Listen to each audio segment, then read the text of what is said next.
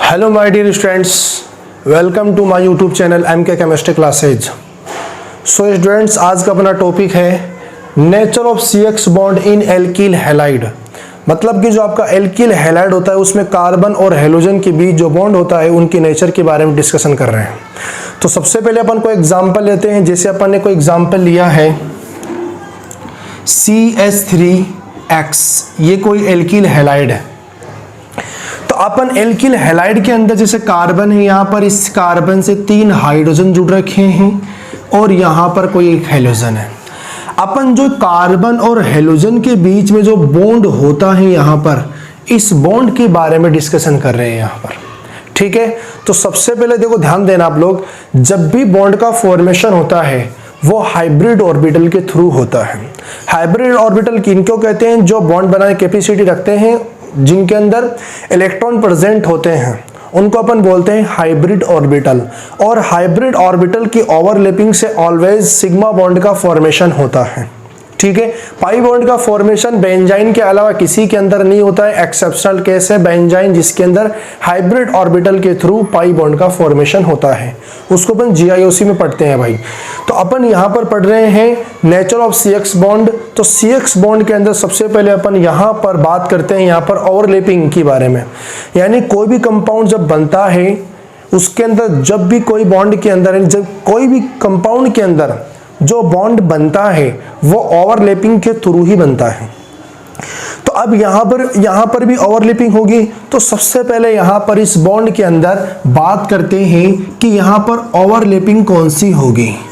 तो आपको सबसे पहले ध्यान देना है यहाँ पर ओवरलैपिंग कौन सी होगी, याद करना है आपको sp3p ओवरलैपिंग। क्या याद करना है आपको?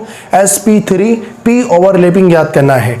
यानी ओवरलैपिंग क्या होता है? जब भी ऑर्बिटल होते हैं वो आपस के अंदर बॉन्ड बनाते हैं, आपस में जुड़ते हैं, अटैच होते हैं वो ऑर्बिटल, और ऑर्बिटल अटैच होते हैं, उसी को अपन क्या बोलते हैं? ओवरलैप करना। ठीक है, तो ओवरलैपिंग कौन सी होगी? यहाँ पर sp3p ओवरलैपिंग होगी। फर्स्ट पॉइंट क्लियर है। अब सेकंड पॉइंट की अपन बात करते हैं। यहाँ पर ये बॉन्ड जो होता है वो पोलर नेचर का होता है। कौन सी नेचर का होगा यहाँ पर? ये बॉन्ड पोलर नेचर का। पोलरिटी यहाँ पर बॉन्ड के अंदर आ जाएगी। क्यों आ जाएगी? क्योंकि दोनों कार्बन और हेलोजन की इलेक्ट्रोनेगेटिविटी के अंदर डिफरेंस होता है। अब दूसरी बात क्लियर है। अब तीसरी बात, यहाँ पर एक बात आपको याद करना है, हेलोजन की इलेक्ट्रोनेगेटिविटी ज्यादा होती है।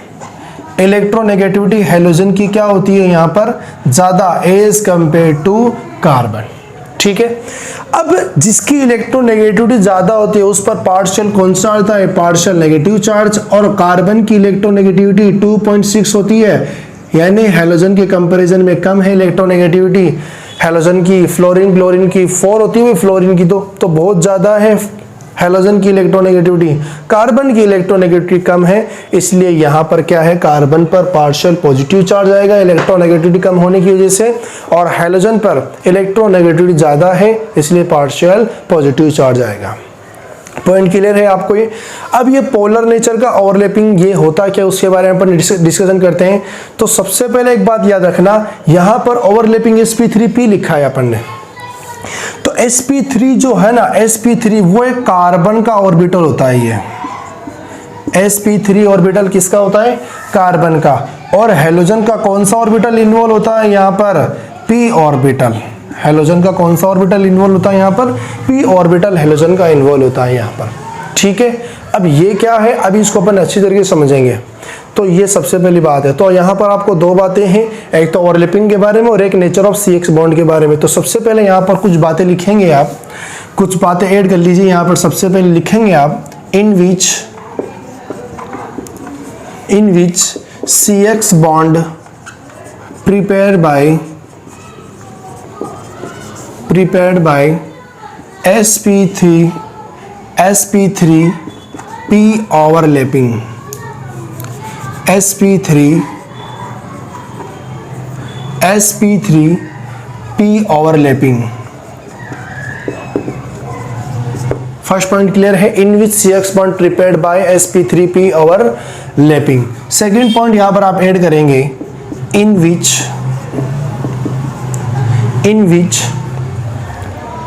halogen halogen is more electronegativity, electronegativity यानी हैलोजन की यहां पर इलेक्ट्रोनेगेटिविटी क्या होती है, ज्यादा। तो इलेक्ट्रोनेगेटिविटी ज्यादा है तो क्या है, सो CX bond is polar nature, polar nature, ठीक है। सो CX bond is polar nature, ये 2 पॉइंट। यानी यहां पर क्या है, ओवरलैपिंग जो यहाँ पर होगी, मतलब सिग्मा बॉन्ड का जो फॉर्मेशन यहाँ पर होता है वो कौन से ओवरलैपिंग से होता है, sp3p ओवरलैपिंग से होता है। और यहाँ पर पोलरिटी आ जाएगी, क्यों, क्योंकि यहाँ पर हैलोजन की इलेक्ट्रोनेगेटिविटी ज्यादा होती है, ठीक है। अब यहाँ पर जो sp3p यहाँ पर ओवरलैपिंग हुई है, उस ओवरलैपिंग को अपन करवाते हैं यहाँ पर, ठीक है। इतनी बातें क्लियर है, आप इसको राइट कर लीजिए। अब आपको यहाँ पर मुझे एक डायग्राम बनाना है, यानी इसका ऑर्बिटल डायग्राम बनाना है। तो वो डायग्राम सबसे पहले बना देता हूं मैं, फिर वो आया कैसे वो समझेंगे अपन। तो मैं बना देता हूं ना, यहाँ पर ये कार्बन है, यहाँ पर कार्बन के कितने बॉन्ड बन रहे हैं, यहाँ पर आपको पता होगा मेरे ख्याल से 4 बॉन्ड बन रहे हैं, इसलिए यहाँ पर 4 आपको sp3 हाइब्रिड ऑर्बिटल बनाने हैं। हैलोजन यहाँ पर 1 है और यहाँ पर हाइड्रोजन आपका 3 है, इसलिए 3 तो स्फेरिकल शेप आ जाएगी और 1 आपकी क्या आ जाएगी, यहाँ पर डम्बल शेप आ जाएगी। ये कैसे बना अभी बात करते हैं। देखो, तो सबसे पहले स्टार्ट करते बने कैसे बना। अपन सबसे पहले देखो यहाँ पर इसके अंदर, इस कंपाउंड के अंदर मैं हैलोजन की जगह ना क्लोरीन ले रहा हूँ ना, ताकि आपको बहुत इजीली अच्छी तरीके से क्लियर हो जाएगा। तो यहाँ पर देखो, सबसे पहले यहाँ पर कार्बन है और हाइड्रोजन है और क्लोरीन है, 3 प्रकार के 3 टाइप के एटम है। तो सबसे पहले आप इन एटम की क्या लिखो, यानी इलेक्ट्रॉनिक कॉन्फ़िगरेशन लिखेंगे आप। सबसे पहले अपन कार्बन की बात करते हैं। ये कार्बन आ गया आपका ना, कार्बन का एटॉमिक नंबर 6 होता है, इसका इलेक्ट्रॉनिक कॉन्फ़िगरेशन क्या आएगा, 1s2 2s2 2p2, ये आएगा यहाँ पर, ठीक है। अब अपन बात करते हैं इसका आउटर मोस्ट सेल की। आउटर मोस्ट सेल क्या है यहाँ पर, 2s2 2p2। आप इसके ऑर्बिटल को रिप्रेजेंट करेंगे, जैसे s ऑर्बिटल तो मोस्टली 1 होता है, p ऑर्बिटल 3 होते हैं, d ऑर्बिटल 5 होते हैं, f ऑर्बिटल 7 होते हैं। तो आप इन ऑर्बिटल को रिप्रेजेंट कर दिया आपने। अब 2s के अंदर कितने इलेक्ट्रॉन है आपके पास, 2s में 2 इलेक्ट्रॉन अकॉर्डिंग टू वो इस प्रकार बढ़ते हैं इलेक्ट्रॉन को। अब 2p में कितने इलेक्ट्रॉन है, एक इलेक्ट्रॉन भर रहा है, आपको अनपेयर इलेक्ट्रॉन करवा रहे हैं पहले, तो ये आ गया यहाँ पर 2p ऑर्बिटल, ठीक है। अब 2s ऑर्बिटल और 2p ऑर्बिटल, इन दोनों ऑर्बिटल की एनर्जी क्या होती है, इक्वल होती है मोस्टली। तो मोस्टली इक्वल होने की वजह से, यानी ज़्यादा डिफरेंस नहीं होता है, तो मोस्टली इक्वल होने की वजह से ये 2s वाला इलेक्ट्रॉन कहाँ जम कर जाएगा, 2p के अंदर जम कर जाएगा, ठीक है। तो अब यहाँ पर देखो, ये तो आपका 2s ऑर्बिटल है और ये आपका कौन सा ऑर्बिटल है, 2p। अब 2s ऑर्बिटल के अंदर कितने इलेक्ट्रॉन बचे हैं, 1 इलेक्ट्रॉन। 1 कहाँ गया, 2p में एंटर हो गया। अब 2p ऑर्बिटल के अंदर 2 इलेक्ट्रॉन तो पहले से ही है, 1 इलेक्ट्रॉन और जम कर गए तो कितने इलेक्ट्रॉन हो गए, 3। बताओ अनपेयर इलेक्ट्रॉन कितने इसके पास में, 4, 1 2 3 4 अनपेयर इलेक्ट्रॉन है, ठीक है। अब क्या होगा यहाँ पर, ओवरलैपिंग करवाने से पहले, मतलब कार्बन के अंदर बॉन्डिंग होने से पहले, इन आउटर मोस्ट सेल वाले ऑर्बिटल के अंदर क्या होती है, इंटरमिक्सिंग होती है। इंटरमिक्सिंग का मतलब होता है आउटर मोस्ट सेल आपस में क्या होते हैं, सारे के सारे जुड़ जाते हैं। यहाँ पर कितने ऑर्बिटल है, 1, यहाँ पर कितने ऑर्बिटल है, 3, तो 1 और 3 कितने ऑर्बिटल हो गए, 4 ऑर्बिटल। तो यहाँ पर 4 ऑर्बिटल अपन बना देंगे, ठीक है। ये आपके 4 ऑर्बिटल यहाँ पर बन चुके हैं। अब इसका नाम क्या देंगे, तो देखो ध्यान देना आप लोग, ये तो क्या है 2s ऑर्बिटल, ये कौन सा ऑर्बिटल है, 2p ऑर्बिटल। दोनों ऑर्बिटल को आप जोड़ दो, आप तो जोड़ दिया आपने, 4 बन गया, नाम भी जोड़ दो इनको। अब देखो ये s है और ये क्या है p, तो s तो कितना है 1, इसलिए अपन ने क्या नाम दिया s। अब p कितने यहाँ पर 3, तो यहाँ पे इसको क्या नाम दे देंगे अपन, sp3। तो ये क्या हो गया, 1 2 3 और 1 4। अब ये बॉन्ड बना सकते हैं, इसलिए इसका नाम क्या हो जाएगा, sp3 हाइब्रिड ऑर्बिटल। क्या नाम होगा इसके, sp3 हाइब्रिड ऑर्बिटल। कितने होते हैं, 4। इसकी शेप कौन सी होती है, इस टाइप की स्ट्रक्चर होती है इसकी, ये इसकी शेप है। क्लियर है बातें सारी की सारी। अब ये कार्बन का आउटर मोस्ट शेल पड़ा है, आपके पास 4 ऑर्बिटल है, इनके पास हर ऑर्बिटल के अंदर एक एक इलेक्ट्रॉन है। अब इस कार्बन से बॉन्ड बनाने के लिए कितने हाइड्रोजन आएंगे? 3 तो हाइड्रोजन आएंगे और एक आपका क्लोरीन आएगा। तो सबसे पहले अपन बात करते हैं हाइड्रोजन की। तो हाइड्रोजन का इलेक्ट्रॉनिक कॉन्फ़िगरेशन क्या होता है? 1s1। अब s ऑर्बिटल है, s ऑर्बिटल की शेप कौन सी होती है? स्फेरिकल। कौन सी होती है भाई? स्फेरिकल, यानी s ऑर्बिटल की shape of s orbital, shape of s orbital क्या होती है? स्फेरिकल, मतलब कि गोल होती है। ठीक है, इसके आउटर मोस्ट शेल में कितने इलेक्ट्रॉन होते हैं? ओनली 1 इलेक्ट्रॉन होता है। और आपको जब भी बॉन्ड बनाना है, जैसे फॉर एग्जांपल ये कोई एक एटम है या आपका कोई बी एटम है, तो एक एटम का एक इलेक्ट्रॉन, बी एटम का एक इलेक्ट्रॉन, एक एक अनपेयर इलेक्ट्रॉन आपस में ओवरलैप करके आपस में जुड़ के एक सिग्मा बॉन्ड का फॉर्मेशन करते हैं। तो आपको पता है कार्बन के पास कितने अनपेयर इलेक्ट्रॉन है? हर ऑर्बिटल के अंदर 1 1, और हाइड्रोजन के पास एक अनपेयर इलेक्ट्रॉन होता है। तो इस हाइड्रोजन का एक अनपेयर इलेक्ट्रॉन, कार्बन का अनपेयर इलेक्ट्रॉन आपस में ओवरलैप करके एक बॉन्ड का फॉर्मेशन करते हैं, जिसको अपन बोलते हैं सिग्मा बॉन्ड। ठीक है, तो अब यहां पर ये हाइड्रोजन कितने, लेकिन 3 हाइड्रोजन है। तो आपके पास हाइड्रोजन का एक इलेक्ट्रॉन है, आपके पास ये भी हाइड्रोजन का एक इलेक्ट्रॉन है, ये भी हाइड्रोजन का एक इलेक्ट्रॉन है। एक इलेक्ट्रॉन कार्बन का sp3 हाइब्रिड ऑर्बिटल, ये sp3 हाइब्रिड ऑर्बिटल है, ये हाइड्रोजन का 1s ऑर्बिटल है, आपस में जुड़ के क्या कर लेंगे? ओवरलैप करके बॉन्ड का फॉर्मेशन कर लेंगे। क्लियर है इतनी सारी बातें? अब अपन ने कितनी बात की है? ये तो कार्बन और हाइड्रोजन की बात की है। अपन ने तो इसके बारे में डिस्कशन करना नहीं था, अपन डिस्कशन करना था कार्बन और क्लोरीन के बीच में। तो अब इसको समझो आप, ये बहुत ज्यादा इंपॉर्टेंट है ना, इस पर ध्यान देना आप लोग। ये क्लोरीन है। सबसे पहले क्या करना है? देखो यहाँ भी इलेक्ट्रॉनिक कॉन्फ़िगरेशन लिखा, हाइड्रोजन का भी इलेक्ट्रॉनिक कॉन्फ़िगरेशन लिखा, तो क्लोरीन का भी आपको इलेक्ट्रॉनिक कॉन्फ़िगरेशन लिखना है। तो क्या होता है? सभी को पता है 1s2 2s2 2p6 3s2 3p5। Outer most shell क्या होता है यहाँ पर? 3s और 3p। तो ये देखो 3s है, यहाँ पर 2 इलेक्ट्रॉन होते हैं, ये 3p है, यहाँ पर कितने इलेक्ट्रॉन होते हैं? यहाँ पर 5। अब ये ऑर्बिटल भी कभी इसका नाम लेते थे, यहाँ पर ये 2s है और ये क्या है भाई? यहाँ पर 2p। ये कभी बॉन्ड नहीं बना सकता, क्योंकि अगर किसी ऑर्बिटल के अंदर पेयर इलेक्ट्रॉन है तो वो पेयर इलेक्ट्रॉन कोऑर्डिनेशन बॉन्ड बना सकते हैं, कभी भी यहाँ पर कोवेलेंट बॉन्ड नहीं बन सकता है। अगर आप इसकी आगे शिफ्टिंग कराएंगे ना तब तो बन जाएंगे, लेकिन ये 2 इलेक्ट्रॉन कभी भी, अनपेयर इलेक्ट्रॉन 2 इलेक्ट्रॉन कभी भी यहाँ पर बॉन्ड नहीं बनाते हैं, सिग्मा बॉन्ड। ठीक है, तो अब यहाँ पर ये नहीं बना सकता है, ये भी नहीं बना सकते, ये भी नहीं बना सकते, तो क्या बना सकता है? क्या बिल्कुल, ये एक अनपेयर इलेक्ट्रॉन यहाँ पर बॉन्ड बना सकता है।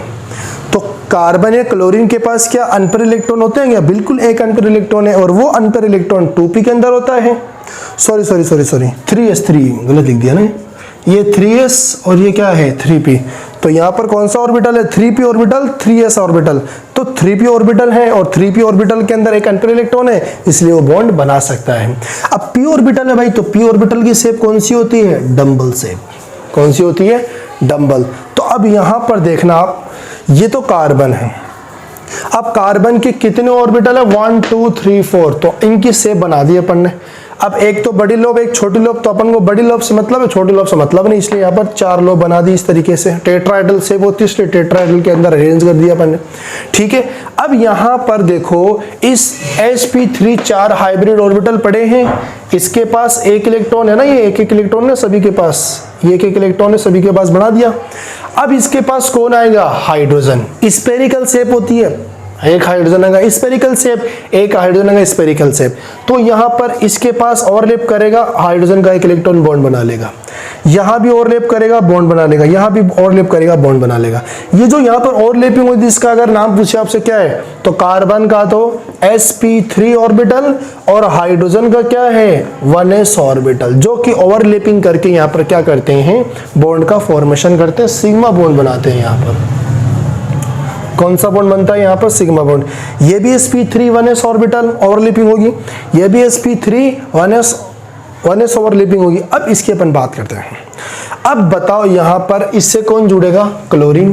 क्लोरीन का एक अनपेयर इलेक्ट्रॉन होते हैं क्या? बिल्कुल, ये क्लोरीन का एक अनपेयर इलेक्ट्रॉन है जो कि 3p के अंदर होता है। वो आपस में यानी क्या करेंगे, आपस में ओवरलैप करके बॉन्ड का फॉर्मेशन कर लेंगे। अब देखना आप लोग, ये तो कार्बन का sp3 हाइब्रिड ऑर्बिटल है। अब ये क्लोरीन का देखो p ऑर्बिटल डंबल शेप होती है इसकी, समझ पा रहे हो क्या? इसलिए यहाँ पर आपने डंबल शेप बना दी और ये डंबल शेप में 1 इलेक्ट्रॉन होता है। अब इसकी अपन बात करें ओवरलैपिंग, इसका नाम क्या होगा? देखो इसका नाम क्या है, sp3, और इसका नाम क्या है, 3p। और यहाँ पर जो सिग्मा बॉन्ड बना है, मतलब कार्बन और हेलोजन के बीच में, वो कौन सी ओवरलैपिंग से बना है? sp3p ओवरलैपिंग से बना है। अब ये 3p 4p ये तो ऑर्बिटल के नाम होते हैं भाई, है ना। जैसे आप यहाँ पर लिख भी सकते हैं 3p, या लिख दो यहाँ पर np, ये भी लिख सकते हैं आप। यहाँ पर आप np भी लिख सकते हैं, n मतलब नंबर ऑफ सेल। जैसे अगर फ्लोरीन होगा, यहाँ पर फ्लोरीन की बात करें तो 2p आएगा, क्लोरीन की बात की अपन ने तो 3p आया है। फिर ब्रोमीन की बात करेंगे 4p आएगा, आयोडीन की बात करेंगे तो 5p आएगा। इस तरीके से होगा, ठीक है। तो मेरे ख्याल से क्लियर होगा। तो यहाँ पर जो कार्बन और हेलोजन के बीच जो ओवरलैपिंग हुई, कौन सी ओवरलैपिंग हुई है? sp3 3p ओवरलैपिंग हुई है यहाँ पर।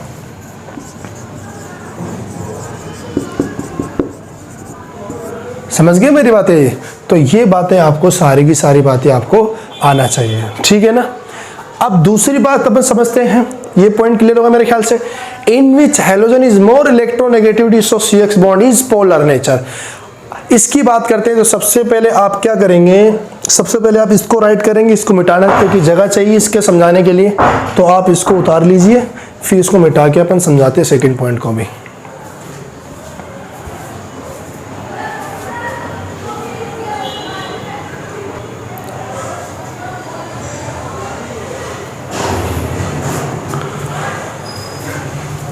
तो स्टूडेंट सेकंड पॉइंट क्या है यहाँ पर, in which halogen is more electronegativity so CX bond is polar nature. तो सबसे पहले देखेंगे आप, ये आपका कार्बन है, ये आपका, मैंने यहाँ पर मेथेन बना दिया ये, ठीक है ना।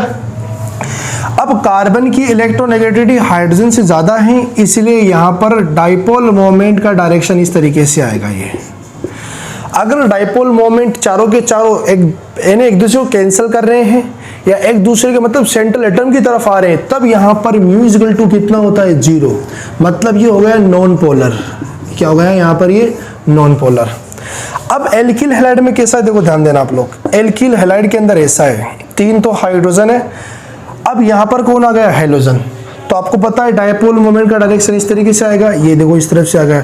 लेकिन कार्बन और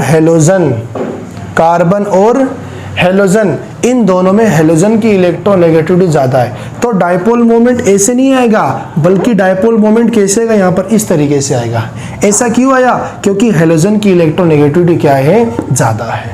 क्लियर है पॉइंट ये। तो इसलिए यहाँ पर इस बॉन्ड के अंदर कौन से कैरेक्टर आ जाएंगे, पोलरिटी, मतलब पोलर नेचर हो जाएगा इसका। क्लियर हो गया पॉइंट ये।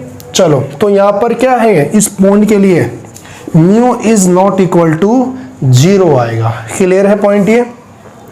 अब यहाँ पर क्या है, ये कौन सा बॉन्ड होगा, ये हो गया पोलर नेचर। तो आप इसको राइट कर लीजिए, ठीक है।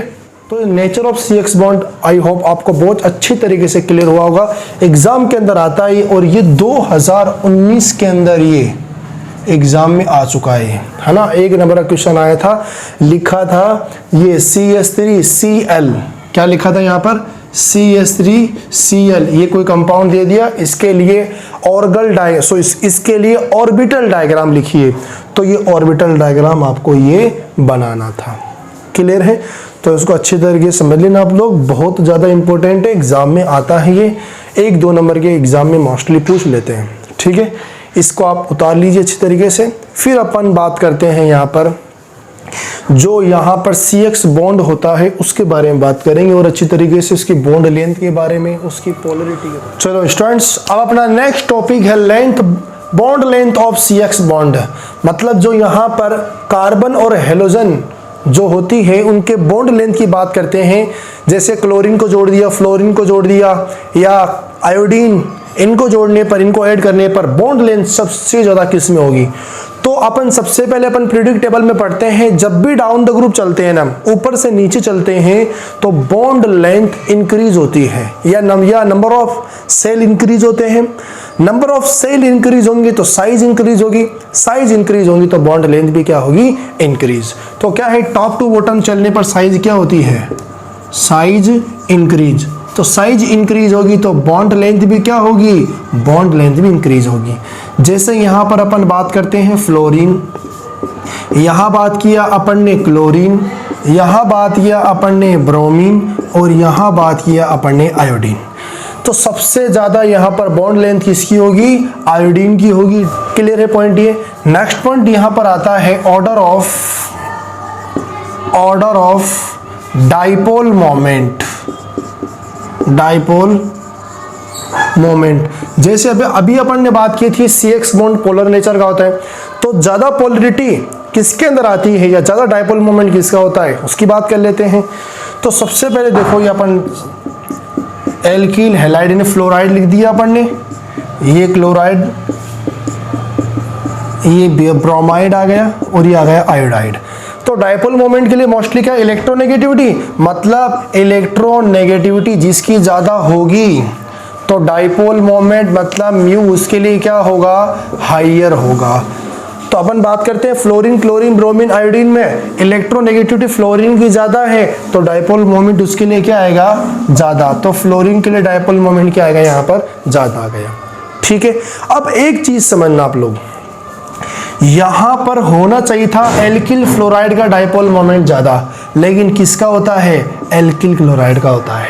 क्यों होता है, इसके अंदर फ्लोरीन की जो है ना dipole moment is low, dipole moment is low due to small size, यानी इसकी साइज क्लोरीन से बहुत ज्यादा कम होती है, जिसकी वजह से इसकी पोलरिटी मतलब डाइपोल मोमेंट क्या होता है, इसका थोड़ा कम हो जाता है। क्लियर है।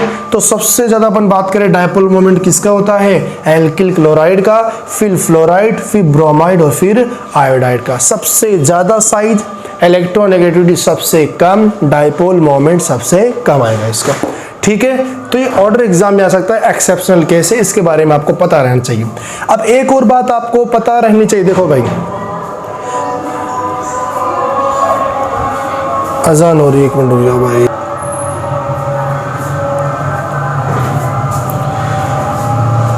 तो देखो स्टूडेंट्स, यहां पर इसकी फ्लोरीन की साइज बहुत कम होती है, जिसकी वजह से यहां पर डाइपोल मोमेंट बहुत कम हो जाता है क्लोरीन की कंपैरिजन में।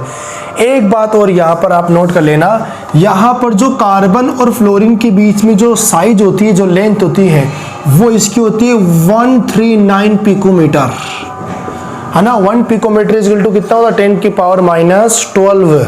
अब इसका कितना होता है, इसका लिख लेना आप 178 पिकोमीटर, इसका होता है 193 पिकोमीटर, और इसका होता है 214 पिकोमीटर। ठीक है, ये याद करने की जरूरत नहीं है, एग्जाम में पूछते नहीं है, फिर भी अगर आपको पता रहना चाहिए, इसका सबसे ज्यादा पिकोमीटर आ रहा है बॉन्ड लेंथ, इसलिए बॉन्ड लेंथ ज्यादा है। ठीक है ना, तो ये इतना ही बहुत है। तो आई होप आपको ये लेक्चर आपको बहुत अच्छी तरीके से क्लियर हुआ होगा। अब नेक्स्ट लेक्चर में अपन पढ़ेंगे preparation method of alkyl halide. ठीक है, या चलो एक काम करते हैं, अपन नोमेनक्लेचर के बारे में पढ़ लेते हैं। पहले नोमेनक्लेचर बहुत काम का टॉपिक है, नोमेनक्लेचर के बारे में बहुत अच्छी तरीके से, बहुत शानदार तरीके से पढ़ेंगे। एग्जाम पर डिफरेंट एग्जाम्पल लेंगे अपन और उनमें नाम लिखेंगे, उसका कॉमन नेम और उसका यूपीएससी नेम। तब तक के लिए जो है आप हमारे यूट्यूब चैनल को सब्सक्राइब करें, वीडियो को लाइक करें, शेयर करें। ठीक है भाई, थैंक यू वेरी मच।